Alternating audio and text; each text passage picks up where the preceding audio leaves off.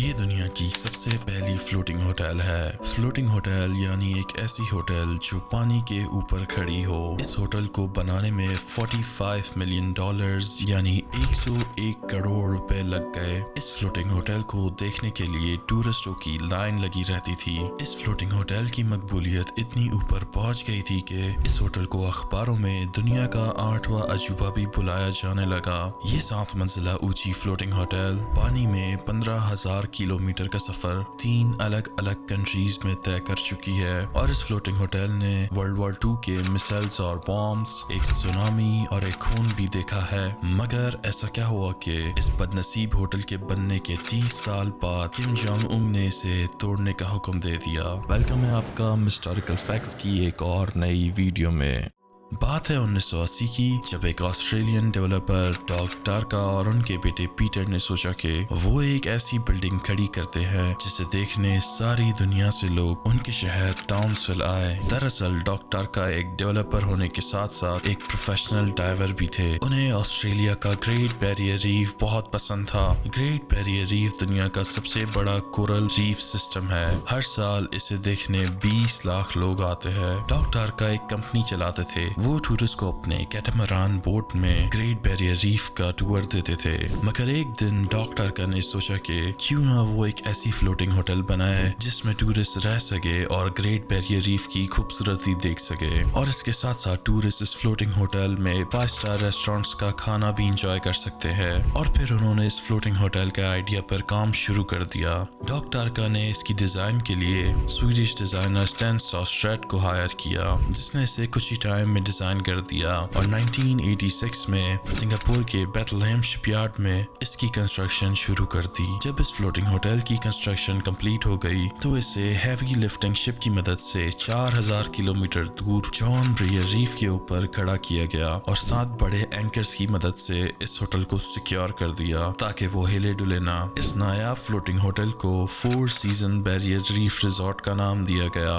یہ floating hotel ایک وقت میں تقریباً 350 گیسٹ رکھ سکتی تھی، جو اپنا ٹائم ان 200 عالیشان کمروں میں گزار سکتے تھے۔ ان کمروں کی بناوٹ کسی 5 اسٹار ہوٹل سے کم نہیں تھی، اور اس کے علاوہ اس ہوٹل میں نائٹ کلب، 5 اسٹار ریسٹورنٹس جس میں طرح طرح کے سی فوڈز اور الگ الگ کوزینز موجود تھی، اور اس کے علاوہ اس ہوٹل میں جم، سونا، ریسرچ لیب، لائبریری، ہیلی پیڈ جیسی ورلڈ کلاس فیسلٹیز موجود تھی۔ آپ اس ہوٹل سے سمندر میں ڈیپ ڈائیو بھی کر سکتے تھے اور گریٹ بیریئر ریف کی خوبصورتی اپنے آنکھوں سے دیکھ سکتے تھے، اور اس ہوٹل میں ڈیپ ڈائیونگ کے لیے بھی سامان موجود تھا۔ اور اگر آپ کو سوئمنگ نہیں آتی تھی تو آپ انڈر واٹر ویونگ ایریا میں بیٹھ کر مزے سے پانی کے اندر کے نظارے بھی دیکھ سکتے تھے۔ اور اس فلوٹنگ ہوٹل کے باہری حصے میں ٹینس کورٹ بھی بنایا گیا تھا، مگر اس ٹینس کورٹ میں اگر غلطی سے بھی آپ کی بال باہر چلی گئی تو شاید ہی آپ اس بال کو واپس لا پاؤ۔ نیوز پیپر اور ٹی وی میں اس فلوٹنگ ہوٹل کو دنیا کی سب سے نایاب اور عالیشان فلوٹنگ ہوٹل بلایا جانے لگا، جو شاید دنیا کا 8واں عجوبہ بھی بن سکتی تھی۔ مگر بدقسمتی سے حقیقت تو یہ تھی کہ یہ فلوٹنگ ہوٹل کی خوبصورتی صرف دور سے ہی اچھی لگتی تھی، کیونکہ قریب جا کر دیکھو تو معاملہ کچھ اور ہی تھا۔ سب سے پہلے تو اس ہوٹل کی بلڈنگ کے وقت سنگاپورین بلڈر کے ساتھ کانٹریکٹ میں کچھ ایشو کے باعث اس ہوٹل کی فائنل ڈیلیوری 6 مہینے لیٹ ہو گئی، اور جب آسٹریلیا میں اس کی ڈیلیوری کر دی گئی تو آسٹریلیا میں ایک بڑا سمندری طوفان یعنی سائیکلون آنے کا خدشہ تھا، اور اس ہوٹل کو 1988 تک بند رکھنا پڑا، جس کی وجہ سے ہوٹل کے مالکوں کو کروڑوں روپے کا نقصان ہوا۔ پھر جب حالات کچھ اچھے ہو گئے تو اس ہوٹل کو ٹورسٹ کے لیے پہلی بار 1988 میں کھولا گیا، اور کافی تعداد میں ٹورسٹ بھی آئے۔ اس ہوٹل میں ایک دن کا رینٹ $550 سے لے کر $1100 تک جا سکتا تھا، جو اس وقت کے حساب سے کافی مہنگا تھا۔ اس ہوٹل پر پہنچنے کے لیے ٹورسٹوں کو ٹاؤنسول سے بڑی کشتیوں پر 70 کلومیٹر کا سفر طے کرنا پڑتا تھا، جس میں ٹورسٹ کو $120 دینے پڑتے تھے، اور اگر آپ کے پاس بہت زیادہ پیسہ ہے تو آپ ہیلی کاپٹر کے ذریعے بھی اس ہوٹل پر پہنچ سکتے تھے، جس میں آپ کو $325 لگتے۔ مگر اگر اس وقت मौसम खराब हुआ तो होटल पर पहुंचना नामुमकिन था, जिसकी वजह से काफी टूरिस्ट को अपनी रिजर्वेशंस कैंसिल करवानी पड़ती थी और होटल को भारी नुकसान भी होता था। बदनसीबी से अगले 5 सालों में इस होटल के आसपास के कोरल रीफ और मछलियों की तादाद भी कम से कम होती चली गई। और इसके साथ साथ सितंबर 1988 में फ्लोटिंग होटल के टूरिस्ट ने एक दिन स्कूबा डाइविंग करते वक्त फ्लोटिंग होटल के करीब वर्ल्ड वॉर 2 के बॉम्ब्स और मिसाइल्स भी देखे और जल्दी से नेवी बुलाई गई तो मालूम पड़ा कि इस होटल के आसपास 100 टन जितने हथियार और एम्यूनिशन पड़े हैं, मगर ये हथियार और एम्यूनिशन होटल से 3 किलोमीटर दूर थे,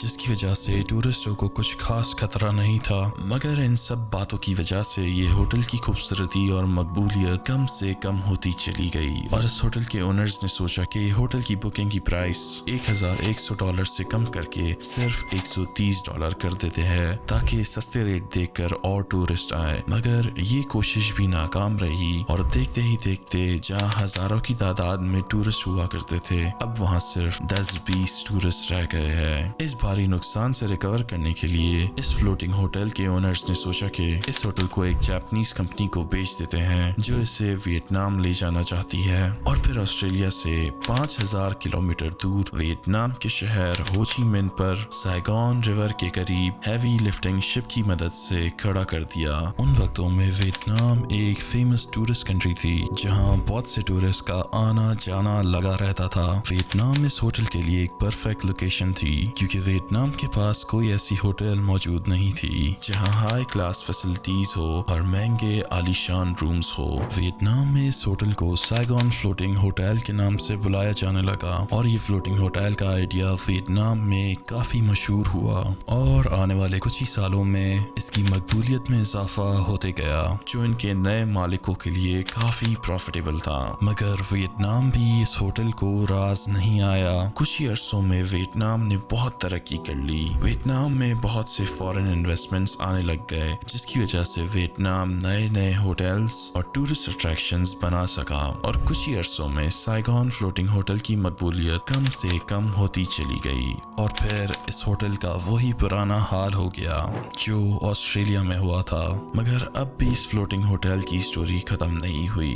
1998 में 2 कोरियन बिजनेसमैन नॉर्थ कोरिया और साउथ कोरिया के बीच में भाईचारा और दोस्ती बढ़ाने की कोशिश कर रहे थे और उन बिजनेसमैन को ये फ्लोटिंग होटल का आइडिया बहुत पसंद आया। तो हुआ कुछ यूं कि इस फ्लोटिंग होटल को एक साउथ कोरियन कंपनी हायोंडाई आसान को बेच दिया और फिर इस होटल ने अपना तीसरा सफर शुरू कर दिया। फिर इस होटल को वियतनाम से 4500 किलोमीटर दूर नॉर्थ कोरिया और साउथ कोरिया के DMZ बॉर्डर के करीब खड़ा कर दिया। DMZ बॉर्डर साउथ कोरिया और नॉर्थ कोरिया के बीच में एक खास जगह है जहां दोनों मुल्क के लोग एक दूसरे से मिल सकते हैं, मगर यहाँ काफी स्ट्रिक्ट लॉस होते हैं। इस फ्लोटिंग होटल को होटल हाई गुमगाम के नाम से बुलाया जाने लगा और ये होटल नॉर्थ कोरियन और साउथ कोरियन लोगों के बीच में फासला कम करने में कामयाब हुई। इस फ्लोटिंग होटल की मदद से बहुत से पिछड़े रिश्तेदार एक दूसरे से मिल सके और ये होटल एक बहुत ही फेमस टूरिस्ट अट्रैक्शन बन गई। मगर जैसा आप लोगों को मालूम है, इस होटल की बदनसीबी 2008 में एक साउथ कोरियन टूरिस्ट टहलते टहलते नॉर्थ कोरियन बॉर्डर क्रॉस कर देती है